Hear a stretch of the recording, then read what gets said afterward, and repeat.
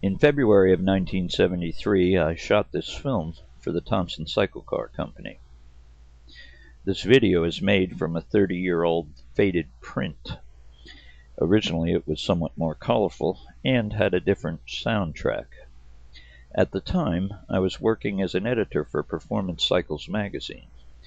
They had sent us a press release on the Universal Sidecar.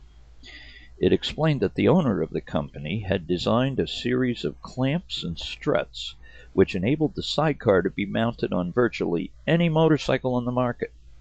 You could use a 100cc dirt bike or an 850 touring bike.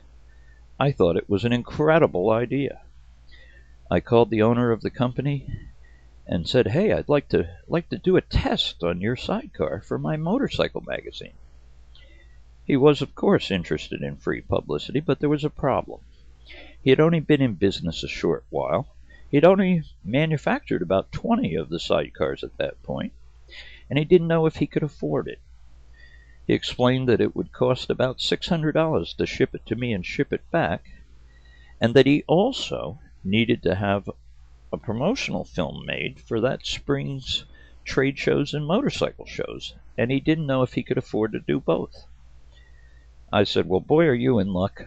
I happen to work part-time at an advertising agency, and one of my duties there is to assist in making promotional films." After a few minutes of discussion, we decided that he would send me a sidecar, which I would get to keep. He would pay the shipping, he would pay for all the film stock, and he'd also pay me something for my time. I'd make a film for him, and I'd do a story which would promote his sidecar. It arrived. It was pretty cool. Even hooked to a 125 Yamaha dirt bike, it was fun. But there was one little problem. Every time you went through a left-hand turn, when you came out of the corner, the motorcycle was leaning more towards the sidecar. I didn't realize it at the time, but the struts were bending. 2 months after I sent him the film, a friend and I hooked it to a Triumph Bonneville 650, and we went up on a mountain road to emulate some European-style sidecar road racing. We made one corner, a 30-mile-an-hour hairpin. In the middle of that turn, the top struts broke, and we shot off the road. We hit a few small trees, and finally a big one. Some cuts, bruises, but no serious physical damage.